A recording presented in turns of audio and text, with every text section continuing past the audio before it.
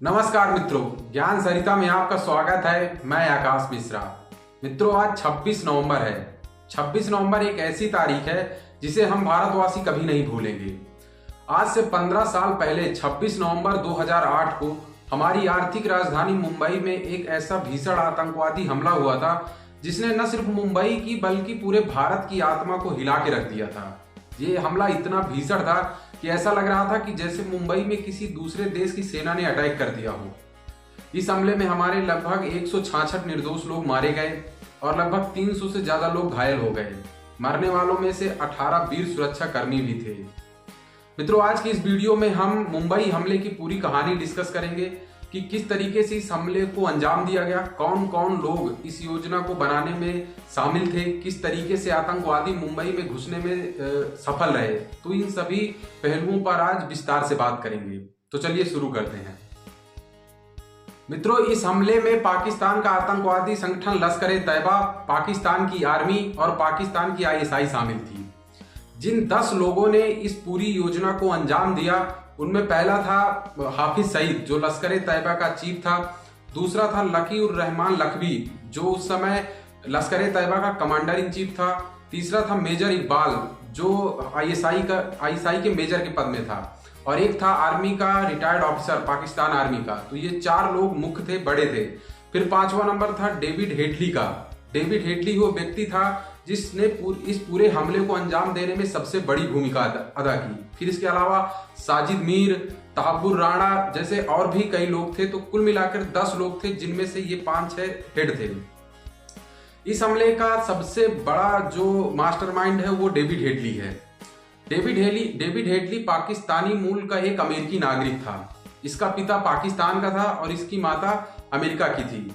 जब माता और पिता दोनों का तलाक हुआ तब जो डेविड हेडली है, इसके पिता जो है डेविड हेडली को लेकर पाकिस्तान आ गए। तब ये छोटा था।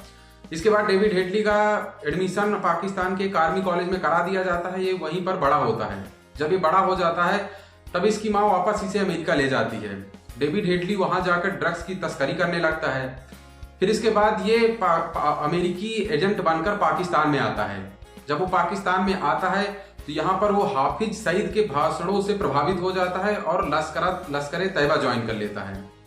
साल 2002 में डेविड हेडली लश्कर-ए-तैयबा ज्वाइन करता है। पहले इसका नाम दाऊद सईद गिलानी था, लेकिन जब ये मुंबई हमले की योजना में शामिल हुआ तब इसका नाम फिर डेविड हेडली हो गया।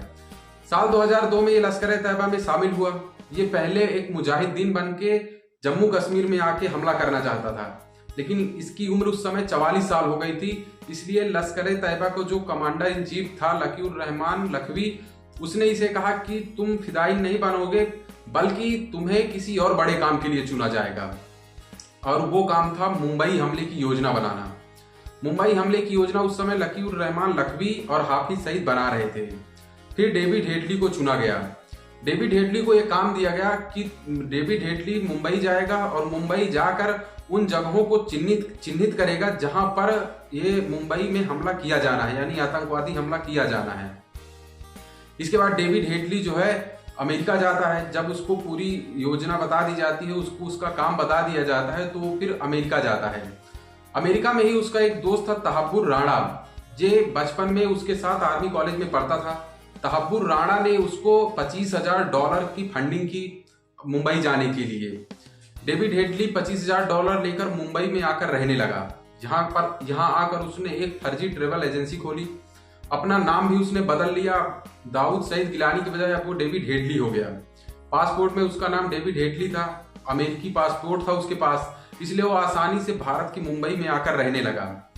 यहाँ पर उसने बड़े बड़े लोगों से दोस्ती कर ली, घुल मिल गया। अपनी जो ट्रेवल एजेंसी थी उसका प्रचार करने लगा। धीरे धीरे उसने मुंबई में पैठ जमा ली। कई बड़े लोगों के साथ उसकी दोस्ती हो गई, जैसे महेश भट्ट का बेटा राहुल भट्ट, मशहूर डायरेक्टर महेश भट्ट का बेटा जो राहुल भट्ट था, उससे उसकी दोस्ती थी। इसके बाद वो धीरे धीरे मुंबई शहर में घूम घूम कर उन जगहों को चिन्हित करने लगा जहां पर आतंकवादी हमला किया जाना था। उसने लगभग 20 से ज्यादा जगहें चिन्हित की आतंकवादी हमले के लिए, जिनमें से 4 जगहें मुख्य थी। पहला था Chhatrapati Shivaji terminal railway station, दूसरा ताज होटल, तीसरा ओबरॉय होटल और चौथा नरीमन हाउस। ये 4 पॉइंट मुख्य थे जहां पर आतंकवादी हमले की योजना बनाई गई, जहां पर अटैक करने के लिए चिन्हित किया गया। इसके बाद वो मुंबई के और दूसरे क्षेत्रों में घूम घूम कर ये देखने लगा कि जो आतंकवादी आएंगे उनको रखा कहाँ जाएगा, यानी वो उतरेंगे कहाँ और वो उतरने के बाद मुंबई में कैसे मुंबई में घुसकर अटैक करेंगे। इसके लिए उसने मुंबई का कुलाबा जो है, कुलाबा एक जगह है मुंबई तट का, तो वहां पर उसने उसको चिन्हित किया कुलाबा को। इसके बाद जब डेविड हेडली ने पूरी रिसर्च कर ली मुंबई के बारे में, तब उसने लगभग 50 घंटे की वीडियो और बहुत सारी फोटेज और ताज होटल, ओबराय होटल का नक्शा, ये सारा डाटा इकट्ठा करके वो वापस अमेरिका चला गया। उसके बाद उसने हाफिज सईद और लश्कर तैयबा को अपना पूरा जो मैप था वो सौंप दिया, वीडियो फुटेज सारी चीजें सौंप दी गई। अब इसके बाद नंबर था आतंकवादी इकट्ठा करने का, कि जिन लड़कों को भेजा जाना था मुंबई में हमला करने के लिए। मित्रों, पहले ये हमला 2006 में होना था। 2008 के आतंकवादी हमले के बाद एक आतंकवादी पकड़ा गया था, अबू हमजा। उसने बताया था कि ये हमला 2006 में होना था और इसके लिए पहले लड़के जम्मू कश्मीर से लिए जाने थे, लेकिन बाद में योजना में बदलाव हो गया और जो लड़के आतंकवादी बनाने के लिए चुने गए फिर वो पाकिस्तान से लिए गए। इस आतंकवादी हमले के लिए पाकिस्तान से 10 लड़कों को चुना गया, जिनमें से अजमल कसाब, अब्दुल रहमान और हाफिज अरशद, इसके अलावा अबू अली, अबू हमद, अबू इस्माइल, ऐसे करके टोटल 10 लड़के जो है चुने गए आतंकवादी हमले के लिए। इन लड़कों को 2 साल तक कड़ी ट्रेनिंग दी गई, जिसमें इन्हें हथियार चलाना, ग्रेनेड चलाना, बम बनाना, इसके अलावा नौकायन, इसके बाद तैराकी इनको सिखाई गई, नाव चलाना सिखाया गया। जो कुछ उनकी योजना में था वो सब कुछ इन्हें सिखाया गया। 2 साल तक इन्हें ट्रेंड किया गया। इसके बाद आतंकवादी हमले के लिए 29 सितंबर 2008 की तारीख तय हुई और 10 आतंकवादी वहां से हमला करने के लिए भारत की ओर चल दिए। जब वो समुद्र में आ रहे थे तो उनकी नाव जो है चट्टान से टकरा गई। इस वजह से जो 29 सितंबर 2008 को हमला होना था वो टल गया। फिर से वो आतंकवादी वापस पाकिस्तान पहुंच गए। इसके बाद फिर से अक्टूबर में दोबारा आतंकवादी हमले का प्लान बनाया गया और दोबारा करने के लिए कोशिश की गई, लेकिन फिर से दोबारा वो किसी कारणवश वो फेल हो गया मिशन, तो दोबारा भी नहीं हुआ। इसके बाद जो साजिद मीर था, जो इन सभी आतंकवादियों को निर्देश दे रहा था कि तुम्हें कैसे हमला करना है, साजिद मीर ने फिर डेविड हेडली को बताया कि अब हम तीसरा प्रयास करने जा रहे हैं मुंबई में अटैक करने के लिए। फिर डेट चुनी गई 26 नवंबर 2008।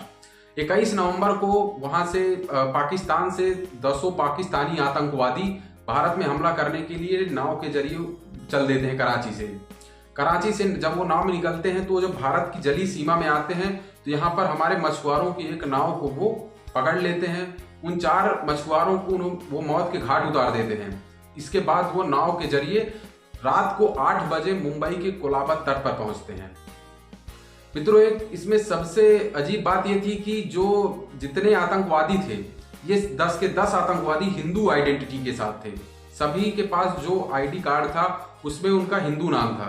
जैसे जो कसाब था, इसका नाम समीर था, इसके अलावा अमर सिंह और इस तरीके के कई हिंदू नामों के साथ ये 10 आतंकवादी थे। इनको प्रॉपर तरीके से बता दिया गया था कि कहां पर हमला करना है, सारा कुछ। और इसके अलावा वो सेल फोन के जरिए अपने जो आका थे उनसे कनेक्ट भी थे। ये मुंबई के कोलाबा तट पे उतरते हैं और इसके बाद मुंबई जब वो अंदर आ जाते हैं तो फिर ये 10 लोग 4 भाग में डिवाइड हो जाते हैं। 4 भाग में डिवाइड होने के बाद ये सबसे पहले जो गुट है, जिसमें ये कसाब और अबू इस्माइल, ये 2 आतंकवादी शामिल थे, ये दोनों पहुंचते हैं Chhatrapati Shivaji terminal railway station. वहां पर हमला कर देते हैं। इसके अलावा एक कैफे था, वहां पर 2 आतंकवादी जाते हैं और वहां पर हमले कर देते हैं। तो एक कैफे और Chhatrapati Shivaji terminal railway station, यहाँ पर सबसे पहले गोलाबारी होती है। ये अबू इस्माइल और जो कसाब था, ये Chhatrapati Shivaji terminal railway station में अंधाधुंध गोलीबारी करते हैं। जब गोलीबारी करते हैं तब पहली बार मुंबई पुलिस को पता चलता है कि रेलवे स्टेशन में गोलीबारी हो रही है। फिर धीरे धीरे कुछ ही समय में पता चल जाता है कि मुंबई में आतंकवादी हमला हो गया है। ये जो 4 गुट में थे आतंकवादी, ये जगह जगह पर हमला करने लगते हैं। मुंबई पुलिस इससे पहले कुछ समझ पाती है, काफी कुछ नुकसान पहुंचा देते हैं। 26 नवंबर से ये आतंकवादी हमला शुरू होता है और 29 नवंबर की सुबह तक जारी रहता है। सबसे भीषण आतंकवादी हमला होता है फिर ताज होटल में, ओबराय होटल में, नरीमन हाउस में। ताज होटल में बंधक बना लेते हैं आतंकवादी कुछ लोगों को, इसके अलावा ओबराय होटल में। मतलब इन 4 जगहों पर भीषण तरीके से हमला होता है। इसके अलावा भी मुंबई में 4 जगह और थी जहां पर आतंकवादी हमला हुआ, यानी कुल मिलाकर 8 जगहों पर आतंकवादी हमला हुआ था।